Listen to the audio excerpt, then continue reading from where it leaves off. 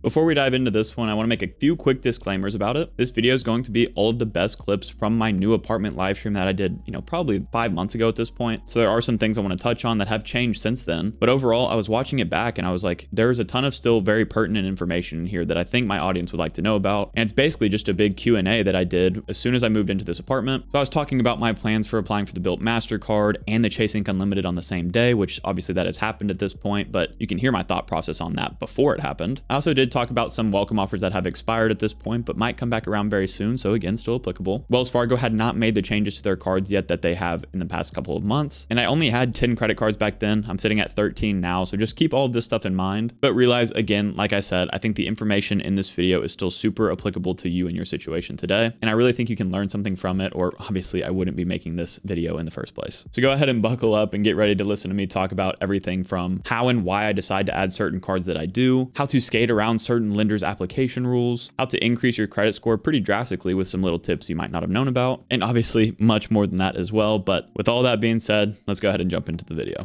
I got a lot of stuff that I want to talk about too, including the title of this whole live being about, maybe even me adding the Bilt MasterCard. I won't be adding that on stream, but now that I'm in a new apartment, kind of makes sense that I would actually add the Bilt MasterCard, because until now, I haven't had a reason to get it. My last apartment, or my last house, I guess, I was paying just through Zelle. So now this is a whole new ball game. But let's see, let me scroll back up to the top real quick and see what kind of questions we already had roll in. And also, I don't know if y'all can hear the cars out there, but sometimes they do get a little bit loud. Here's a question from Samir from a bit ago. He said, does the Chase 524 rule count towards the Prime Visa card? Because I still got it somehow. So yeah, it's actually one of those cards that most people say like 524 doesn't apply towards. Obviously, your mileage may vary. Technically, by the way that 524 works, you should not be able to get that card while being at 524 or above it. But it's one of those that since it's co-branded with Chase and, maybe Chase has a little bit less say on who gets approved for it, you actually can get approved while over 524. And a lot of people have. I've never tried it because I have the Amazon Prime business card with Amex, so I haven't needed the personal one, but I've heard of a lot of people that go that route and they're fine. So congrats on the approval though. It's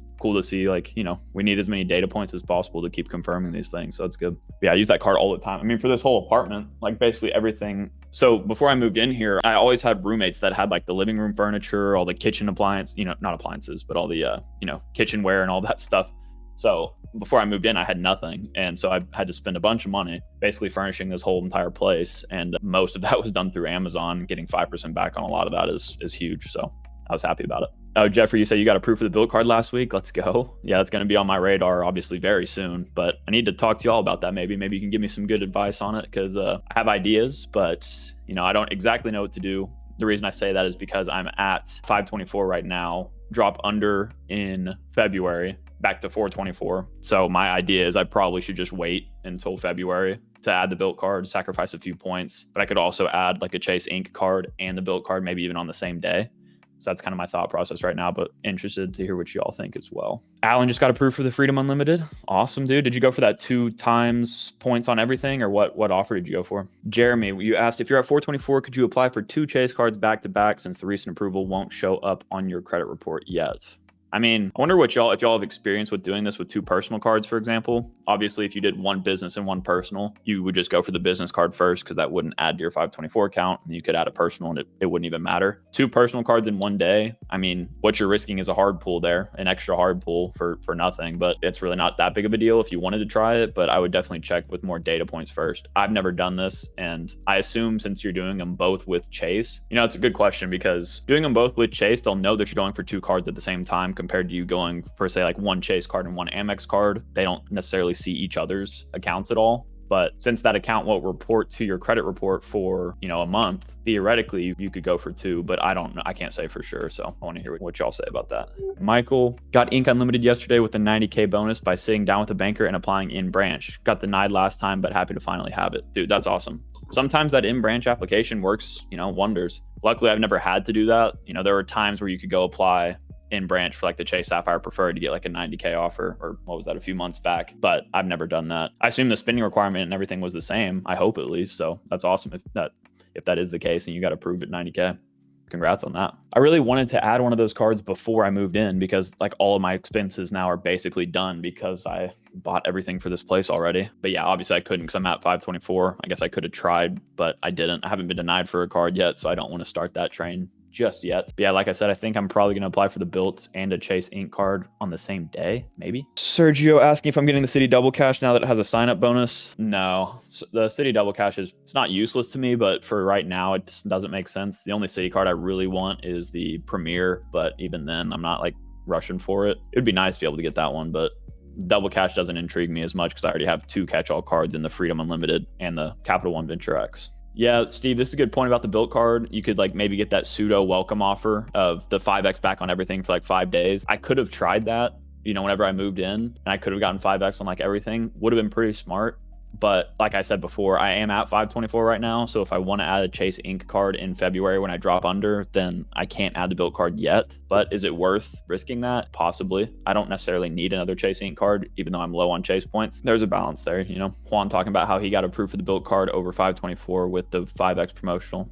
That's nice. If I didn't care about getting more Chase cards, I'd strongly consider doing that right now, or I would have already done it. But I do care about my 524 status still. Here's Woodsy chiming in about that conversation about the 2 Chase cards. He said that he got one and not the other. So yeah, they do. It seems like they do care. So I wouldn't risk it, Jeremy. Going back to your question from earlier. And then Brad's talking about how he did 2 at 424 and got approved for the Sapphire Preferred and the World of Hyatt. And maybe this is a different situation because it's a co-branded card with Chase. So maybe that's a way to get around it. Same as I was saying with like the business card. If you go with the business card first, you should be able to get the personal after. This one, you probably go for the Chase Sapphire Preferred first, or whichever one you really wanted more, because the second one's less likely.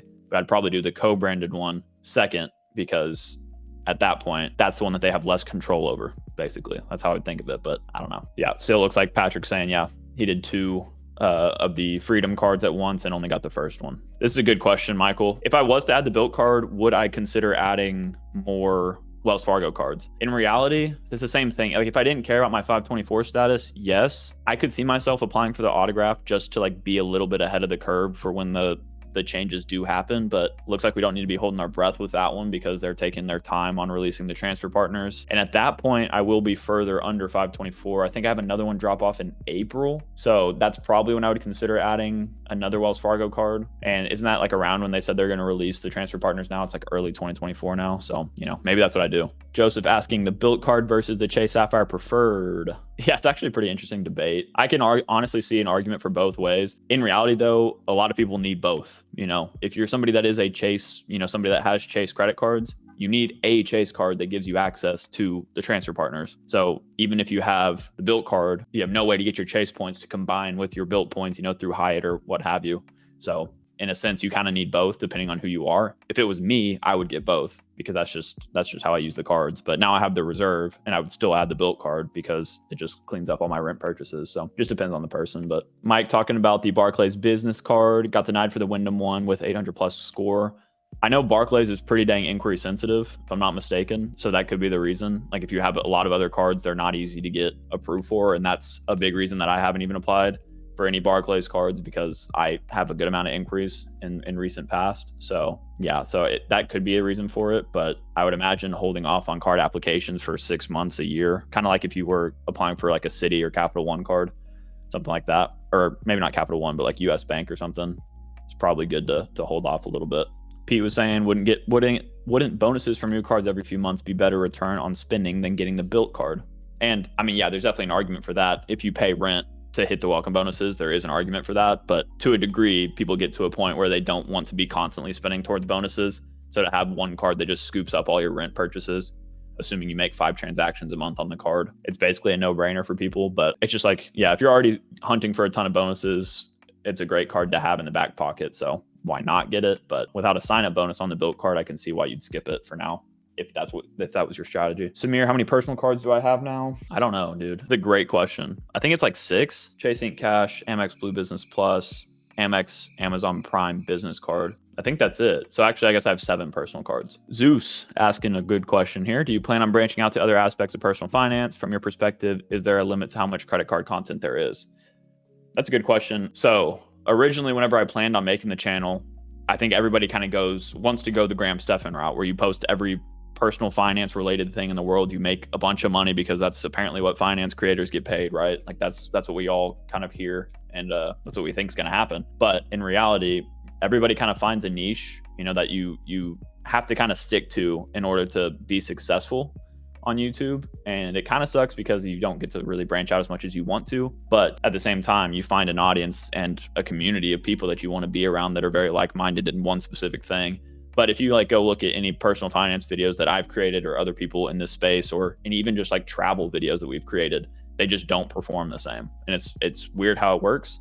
And at the end of the day, it's just because the people that are subscribed to the channel want to see credit card content.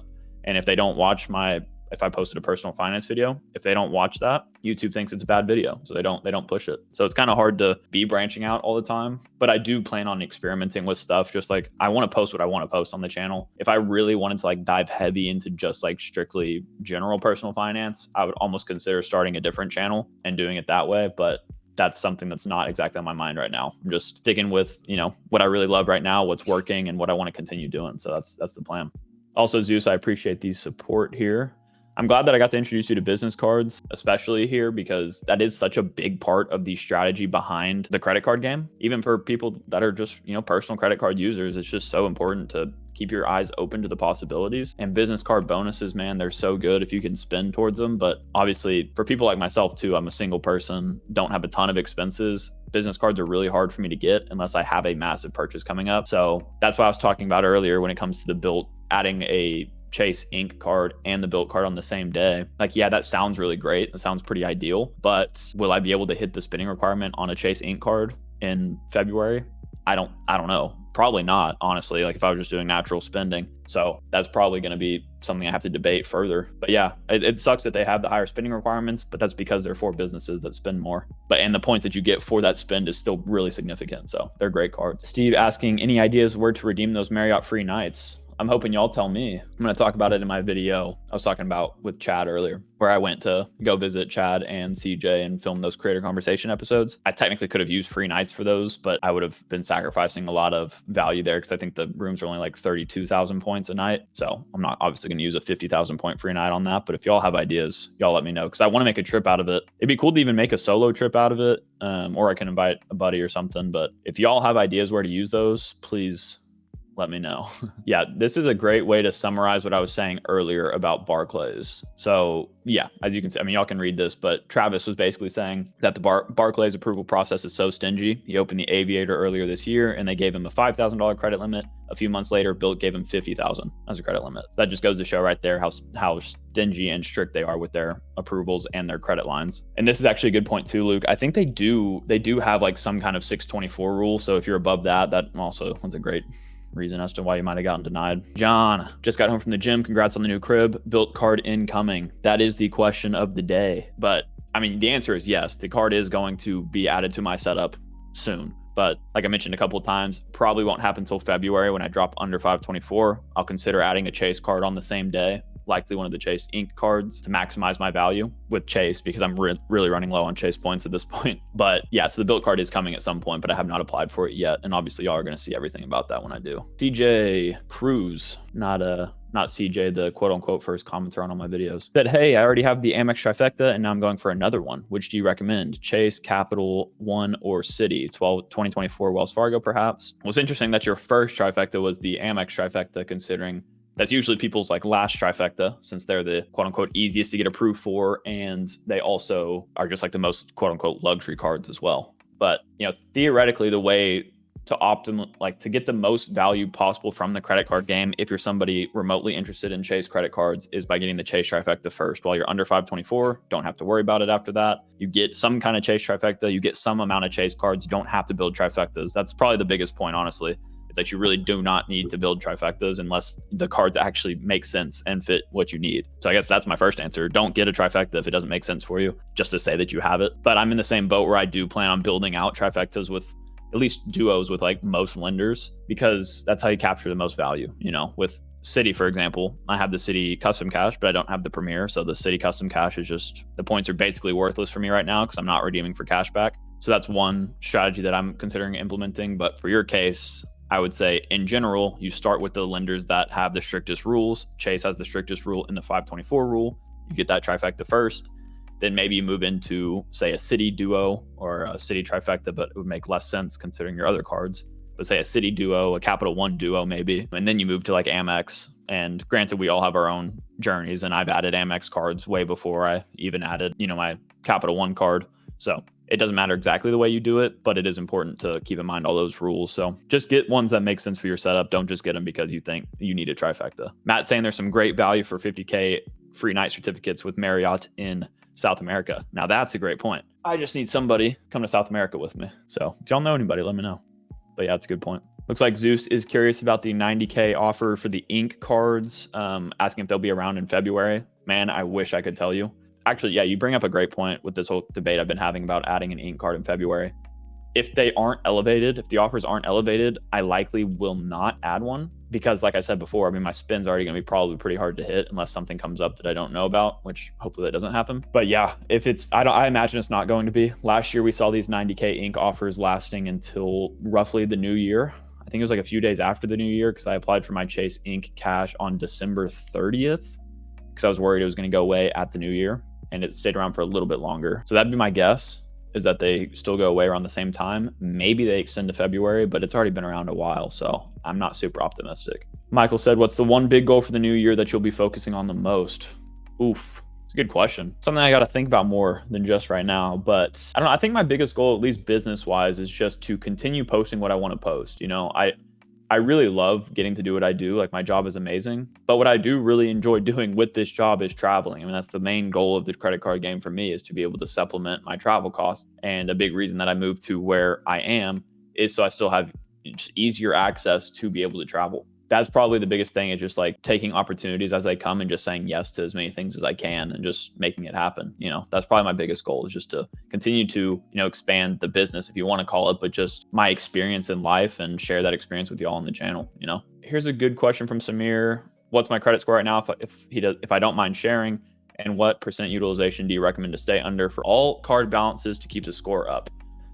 So my credit score, I honestly don't even know what it is right now, but it's in the high 700s, probably like 770 or so, something like that. And that's mainly, like, I don't go up into the 800s at all with my setup right now because I haven't been in the credit card game as long as people with 800 credit scores.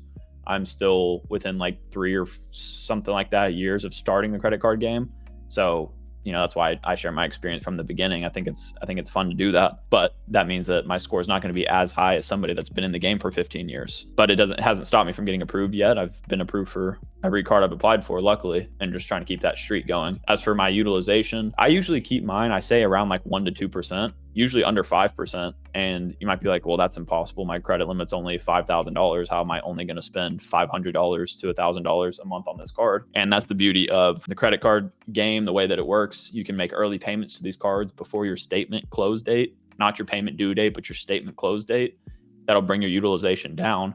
So if you make early payments, in the middle of every month when your bills are due on the first or whatever, you're bringing your utilization down. And that's how I usually go about it, especially if I'm about to apply for a new card. But these days, with my overall credit limit being as high as it is, which I'm talking more about on Sunday, because I just released, well, no, I didn't release. I'm editing a video right now about these credit limit increase requests that I did. But yeah, so now I don't have to worry about it as much. But still, if you want to keep it really low, I would make early payments to your cards. Steve is asking if I ever look at mail-in offers.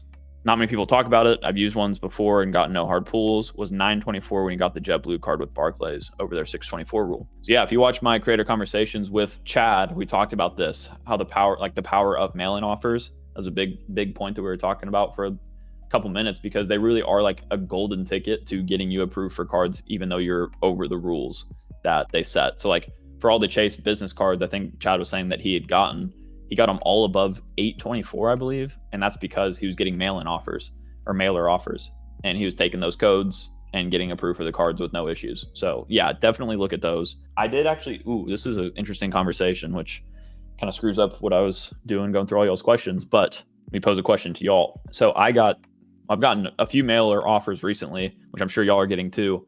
But one was obviously one that I'm not going to be able to do. It was for the Amex Business Platinum card, getting 150,000 points, I believe, for $15,000 worth of spending in 3 months, which is not going to happen for me. But that was one. And the other one was an upgrade offer from the gold card to the platinum for 100,000 points. And I thought that was a pretty interesting value prop that they were trying to, put out there, and was wondering how many of y'all would consider taking that. to be honest, when I first saw it, I was like, maybe I would take that. You know, granted, you could get higher offers on the platinum card, but I've been in pop-up jail with Amex before. If they're sending me mailer offers for a guaranteed 100,000 points, would you take it? Maybe, but what do y'all think about that? So here's an interesting question from Dr. N. I found American Airlines offers many flights that suit my needs, but currently only Bilt can transfer to them. Should I imagine you meant get the Bilt card instead of the Amex Gold? So that's a very interesting point. Once again, you know, there are ways to book American Airlines flights with Amex points, though. Like you can use British Airways Avios or just Avios in general to transfer to American Airlines, or not transfer to American Airlines, but you can book American Airlines flights using Avios, and that's a way to save a lot of points and do it with Amex points. So that's one way you could go about it. So in reality, the gold card actually could get you just as far, but I do think that the Bilt card is very interesting, that it gives you direct access. That's pretty cool. I say maybe why not both? It depends on your setup, but they both could be used interchangeably. But if you want to funnel a lot of spin through one versus the other, you're going to accumulate a lot more Amex points with the gold card, and you could transfer, or not transfer, but you could use Amex points through your British Airways Avios and book American flights. But that takes a lot of effort, and you might not always find the award availability you need. But if you had American Airlines miles, you could do it likely. So that's an interesting question. Michael was saying Ink Cash or Unlimited, which would everyone recommend getting first? Let's see what people said before I give my thoughts on it. I might forget to give my thoughts, but I'll try. Taylor said the cash for the 5% categories. If the 90K bonus is around in Feb, he's going to go for the Unlimited. Fair enough. So my thought on it would be the Ink Unlimited is the better. It's kind of like whenever you go for with the Chase personal cards. Like I recommend starting with the Chase Freedom Unlimited because you want a good card that can just give you a catch-all of 1.5x on everything. Like it's a card you can use anywhere. That's the same thing is true on the business side with the Ink Unlimited. So depending on what you really need for your setup would dictate what you should do there. For me personally, I already have the Ink Cash. It's great, you know, for those 5x categories. It gives you stuff that your other cards likely are not going to. But then again, you know, it's not extremely useful for everyday categories unless you're somebody that's doing all that gift card hunting, which I don't personally do. It just feels weird to me, but I know people that do it. They don't have issues. It kind of just depends on what your cards already give you, but Ink Unlimited is a great catch-all while you wait to get the Ink Cash, but they both will give you a good amount of value theoretically, depending on how you use them. Let's see. Cap One upgraded my platinum to a Quicksilver, then extended me another line of credit. I have no idea what that exactly means, but yeah, I guess I don't know why I brought that up because I'm not exactly sure how to answer that one. Oh, well, here's your follow-up. I'm just pre-approved and I got Amex Gold about a month ago and a Chase from Unlimited. Probably not going to approve me with 2 hard inquiries that close, right? Yeah, theoretically, Capital One's probably not. If you're still pre-approved right now, that's probably because your cards have not reported to your credit report yet, which is your new cards haven't, which is why they're still pre-approving you. And if you wanted to get a Capital One card, it's probably now or in about 6 months, basically. So that's up to you. You don't want to overspend to get any credit card, but theoretically they might not see those accounts yet, and that's why you could still get the card, a Capital One card right now. Man, how did I miss all these? End of December, my Freedom Flex hits 2-year anniversary. Would you recommend opening another Freedom Flex in January for the sign-up bonus? Love the channel. I appreciate you, James. So you could open up another Freedom Flex in January. You're going to need to product change your current one to a Freedom Unlimited or OG Chase Freedom, ideally, if you could do that. But then you have to balance another card account. So if it's worth it to you is debatable. If you're like an absolute, I can't say the churning word, but I just did. But yeah, if that's something you're trying to do and you don't care about how many cards you have, then theoretically you're maximizing your bonus potential by getting a new Freedom card every 2 years and getting a new Sapphire card every 4. You're just gonna have a ton of Chase cards to balance. Luckily, they don't cap you on the number of cards you can get with Chase, but they do cap you on your overall credit limit. So eventually you might have to start moving credit limits between cards, but it can be worth it. You know, it's if you need the 20,000 points, if you want to try to get that 5% back on certain categories, that is a possibility you could go down, but I'm not going to say one way or another. It depends on your preference on how many cards you hold at once. Going back to my question posed earlier, Ahmad, you're saying you would not take that upgrade offer because the gold card fits your spending habits more than the platinum.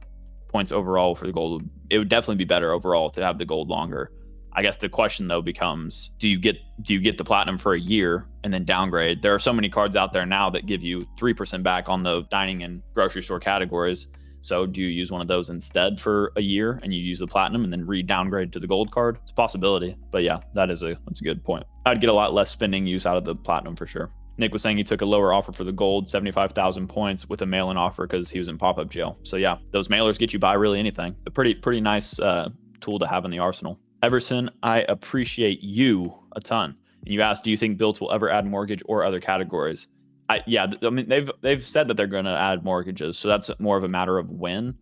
You would hope. I mean, they could obviously backtrack on that, but you would hope that it's a matter of when. And I imagine that they will at some point, but I couldn't tell you when. As for other categories, I'm not sure what they would add. Maybe they do. I mean, there are no annual fee cards, so it's like, how much can we ask them to add before, it gets to the point where they might need to add an annual fee because of their transfer partners? Theoretically, it's going to be a while though, because they still have room to grow it. And I do love that all their rent day promotions and stuff, and I understand why they don't have a welcome offer on it. But yeah, I feel like if you add a ton more stuff to it, eventually you have to add an annual fee, and we don't want to see that. So we'll see. Stan, congrats on your approval.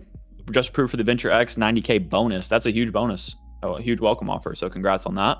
Thoughts on using it as a sock drawer card for credits and lounge access? Easy. I say, yeah, you can do it. Depends on how you use Capital One's travel partners, because you could use it as a catch-all card and for that 2x on everything. But it honestly probably will become a sock drawer card for me in a sense, especially when I need more chase points and I want to use my Freedom Unlimited as a catch-all. But yeah, one trip a year through Capital One's travel portal of at least $300, you're already in the positive because you get the 10,000 anniversary miles. So until they change that, it could easily be a sock drawer card. So I don't think that's a bad idea, but always want to maximize your spend. Matt, I did not open a card for the move. The card I wanted to add for the move was the Hilton business credit card, but of course Hilton can't raise the offer on that card, and I assume they're going to make changes to it at some point soon. So I didn't get to add it. But whatever, I put some more spend on my cards that I need to be using anyways, so it's not a bad thing. That's a good idea, Calby. Making a video about how much I saved when moving. I believe Anthony made a video about that. Yeah, that's a good point. I mean, I got 5% back on everything through Amazon, and I got 5x back on everything through PayPal, other than what was on Amazon, on my OG Chase Freedom. So that was a good amount of value back. Like, I've already started using all those gift card balances, like on my business Prime card and stuff, to keep buying more stuff. But yeah, there's a lot of value, so something to consider. Anything you learned on this go around moving to ease the process or to save money, Anthony? Well, first of all, I've never used PayPal before for any purchases. So using my Freedom Flex for those 5x categories this year was kind of something I should have been doing for a long time. So that was pretty cool. I didn't max it out, but it was really nice getting to use that. And the other thing that was funny is, I mentioned this earlier, but I didn't have any furniture for the living room. I had no kitchen stuff, so I had to buy a lot. And what I ended up doing was buying everything, like off Amazon and what have you, but I would just leave it in the box because I've ordered it to my parents' house, and then I would just pack it up in my car and move it. So kind of counterintuitive, but I didn't have the new apartment yet, so that's what I did. But yeah, just leaving things in the box to move is pretty smart. And a lot of stuff that I moved to their house, since I knew it was temporary, I just left it in the box too. Adam asking, thoughts on the Wells Fargo situation, not releasing travel partners and maybe indefinitely delaying it, along with releasing 2 new cards potentially. I kind of mentioned this earlier when talking about whether or not I would add some of their cards. Like I said, I would not hold my breath on them adding the travel partners, because we're just seeing that they're delaying it. Doesn't surprise me. This goes with any bank. Like, it's not just Wells Fargo or what have you. Like, every bank is doing something weird that we don't like. I mean, geez, Amex right now. A lot of the stuff they're doing, I'm just like, whatever. It's a new Amex, is just not the same. But yeah, if and when they do add transfer partners, I'm considering adding the autograph beforehand to capture the value before they even add them. But I don't want to add the autograph card, push my 524 status higher, and then their transfer partners be terrible and I just never use the cards. So part of me is going to want to wait, but it all just depends on my roadmap and when things make sense for me to add. It might not make sense for me to add the autograph card at all, but maybe it makes a ton of sense because I'm like, hey, I need a new card right now and I haven't had one in a while, so maybe I'll go for the autograph. I got a couple more cards on my list before those, and as for their 2 new cards, yeah, I'm gonna wait and see what those have to offer before applying for them.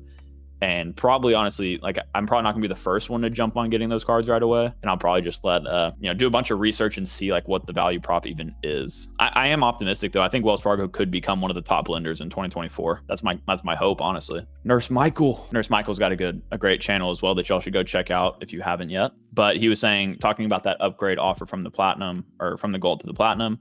He said he'd probably upgrade the gold if I already got the Amex Platinum sign-up bonus once. Yeah, that's a great point. I mean, if you could double dip on a bonus, yeah, that's super smart. I haven't gotten the Platinum yet, so that's the thing. It's like I could still get a great sign-up bonus on it and then later do an upgrade, and that's the smarter way to do it. But yeah, that's a good point. Aaron Taylor asked, how's the CSR treating you so far? The Chase Sapphire Reserve, that is.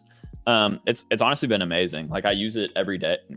That's a little bit of a stretch. I use it a lot. now, and I also use it as my dining card. This is something interesting that I haven't talked about with y'all yet. I've been using the Sapphire Reserve as my dining card because I'm low on Chase points and I have too many Amex points. Not too many, I can always have more. But no, like I do need more Chase points. So I figured, well, might as well put this new card to use. I have a great credit limit on it. So I started using it as my dining card as well as all my travel purchases and stuff like that. But I still use the gold card for groceries and then the credits on it. So that's kind of how I'm balancing having both cards right now. But I did get into the airport lounge access in Austin with the Sapphire Reserve and I loved it. You know, it's nothing crazy by any means. I mentioned that, I think, in the video I talked about it but it's giving me airport lounge access that's very easy to access for me, like how close it is to all the terminals and stuff. And it just gives me free food, free drink for a little bit. So I'll take it. But yeah, I love the card so far. Much better than the preferred for me in my use case, at least when it comes to actually getting use out of the card. And the annual travel credit, I think I've already chipped maybe all the way down. I don't know. That one Florida trip, honestly, knocked a lot of that travel credit away. But good thing I'm using it. Just joining. Congrats on the new apartment. Thank you for that. Getting the built card. Yes, I am. Not today, but probably in February. If not sooner, honestly. I drop under 524 in February, so I could get it earlier. But also, I already paid this month's rent. And then in January, I have a free month. So then February would be the first month I need it anyway. So maybe I apply for it like in January so I get it all set up before February. That's probably what I'll end up doing. Oh, but yeah, then I would still need to get a Chase card before I add the built card in February if that's what I want to do. So it might still push. Atomic talking about how he's afraid to get built due to ongoing fraud issues. I mean, I didn't even realize there were ongoing fraud issues. I don't think they're really, I mean, I know that they had those way back when, but to my understanding, that's been completely fixed, at least that issue. But at the end of the day, I mean, all banks are going to have some kind of issue. And luckily, these are credit cards we're talking about and not debit cards. You're not banking with Bilt. So it's not like they're taking your actual money. They're taking the bank's money. So it all falls on Bilt at the end of the day. But granted, nobody wants any kind of fraudulent activity. I just hadn't heard of more recent stuff happening. So yeah, it looks like Uno was saying that he got it a few months ago. Yeah, and he hasn't had any issues. So I don't know what I was talking about with this earlier. I know some of y'all just absolutely hate Max Rewards, but that's genuinely the app that I use to manage my cards. Yes, I get annoyed with them too because like my Chase cards aren't syncing right now, but I'm in constant communication with these people and luckily have a good connection to the point where I can share y'all's grievances too. So I try to stay on the pulse with everything, but I have a vested interest in them doing good. I genuinely believe in the app. So that's what I use. And I also just keep track of my stuff manually in a lot of ways. So that'd be my answer there. L-Man Gaming, if I could tell you the answer to this question, I'd be a rich man. When does Chase refresh their cards? I don't know, but I'm going to be the first in line to be happy about it because I have the reserve now, and I think that's next up on the list that probably should get a refresh, and with the preferred as well, and for the Freedom cards, honestly. So I'm happy if it comes, and I'll be the first to welcome it. I appreciate you a ton for saying this. Got a new subscriber today. That's what I'm talking about. You never consider that in a live stream, you know? This is for my community building, and I assume that most of y'all are returning viewers, but new sub, I mean, come on. It's a great day. Zachary said team cashback or points. I'm fully on team points right now. I could see myself being a hybrid in the future, and I kind of am a hybrid technically because I have the City Custom Cash and I don't have the Premier. So I have to be team hybrid in a way because I can't redeem that for anything but cash or travel through their portal. But I've just been stockpiling those points, and then all of my other points get used for travel. I say that, and I redeemed 200,000 points for a MacBook Pro a while back. Like, I don't even know how many months ago that was at this point. So it's kind of team cashback, but that was for the business. And I mean, I made a whole video about that, so I'm not going to go too in depth. But for the most part, I'm on team travel. I think the beauty of the credit card game is that we are able to make memories happen that we wouldn't have if we had to pay cash for it, right? That's my favorite part about it. And that's why I will likely always be mostly on team travel or team points, if you want to call it, because yeah, I just love having those experiences, and that's what points allow me to do. Rich was saying that he has a large expense around $1,600 coming up, allowing me to hit sign-up bonuses I normally wouldn't be able to, so I would prefer using points for I would prefer using points for hotels. What would you recommend? I mean, it depends on what hotels you want to stay at. You could always open up a hotel credit card specific to, you know, that hotel that you're trying to stay in, or you could open up a card that has transferable currencies to that hotel. But you got to be careful. If it's not Hyatt, basically, then you don't really want to transfer your points to that hotel from a big lender like Amex or Chase or whoever. So if you want Hyatt points, then I would recommend getting a Chase card with a higher bonus. If you want Marriott points, maybe you get a Chase Marriott card like the Marriott Bonvoy Boundless that I posted a video about. Yeah, maybe you go for the Big Dog Marriott card with a Amex, maybe you go for a Hilton card. It's kind of up to you, but those are the 2 routes I would go. Transferable currency, if it's like Hyatt, for example, or a hotel specific card, maybe. Not strictly travel related, but I wanted to share what I use points for. I travel as an opera singer, and I also visit casinos because I learned how to count cards in blackjack. I don't know if you should be saying that out loud. Yeah, but that's cool. I mean, it's honestly really cool that you're an opera singer. I don't think I've ever met an opera singer before, but I'm gonna pull your comment off so I don't dox you for the other thing. But no, that's awesome. I have a Cap One with a $40 fee, and they have finally offered me an upgrade to Saver One, but with no welcome offers. I don't want to keep paying $40, but would it affect my credit if I accept it? Well, you have to ask if they're going to do a hard pull. If they're not going to do a hard pull, which I assume they won't, then it shouldn't affect your credit negatively. But the Saver One is a much better card. Yes, you're going to miss out on $200 or whatever it is, but you're going to get a much better card and pay less an annual fee. So that $200 is going to be made up pretty quick in not paying fees. Do I have any more creator collaborations in the pipeline? I'd like to do some more short collaborations, not just the creator conversations. So I want to start getting those. I haven't thought about it as much because I haven't had the Wi-Fi to do it, but now I have that. So I'm going to be reaching out to people soon. I have at least 2 more creator conversations lined up that I want to do. I have one other one that we've talked about doing it with, but haven't made it happen. So we got some more conversations coming out probably first quarter next year sometime. But for actual collaborations, yeah, I'd like to do more small ones. Austin saying he's approaching 1 million Amex points and doesn't know how to redeem. Dude, fly across the world. Go to see some amazing things. You got all the points you'd ever need. That's awesome. But honestly, if you need like specific recommendations, there's a lot of great videos out there. Luke's Points and Miles has a bunch of great travel videos for international travel and stuff, but you could literally do like really whatever you want with those points. Look at using partners like Air France, that's a big one that I'm using soon. Air Canada, like Aeroplan's program is great from the US. There's a ton. I mean, there's so many airlines that Amex is partnered with that you can get really wherever you want for free. What changes would I like to see for the Amex Hilton Business if they remodel it? I don't even care. Honestly, the Hilton Business card for me is just a way to get Hilton Gold, because I don't have the platinum card, so I need Hilton Gold, and that's how I would get it. So if they added the same kind of credits they did on the personal Surpass, I wouldn't be mad about it because it's still fine for me. Like, I actually think that that was a little bit of an upgrade to the Surpass for somebody like myself, even though y'all probably don't think so. I wouldn't be mad if they do something like that. Any predictions for the Apple Card? Amex, I don't think they're going to be partnering with Amex. I think it's likely that they take it under their own wing if they can. Somehow, I don't know how they would do that. But if not, I don't know who the heck they're going to work with, because Amex is not going to bend to Apple's will. Chase definitely isn't. Maybe you see somebody like Capital One like doing it, but no, like Apple is too strong-headed on their ways. So I don't think anybody really takes them over very smoothly, except for somebody like a small place like Synchrony, for example. But Apple doesn't probably want to be associated with that target demographic. So I don't know. But yeah, looks like Matt is in agreement with me. That's good to hear, considering Matt's always up to date with the news. Not Amex. I think Apple takes it in-house. Yeah, I think so too. They'll buy Apple Bank. Yeah. Thank you all for being here. And as always, I'm going to catch you guys next time.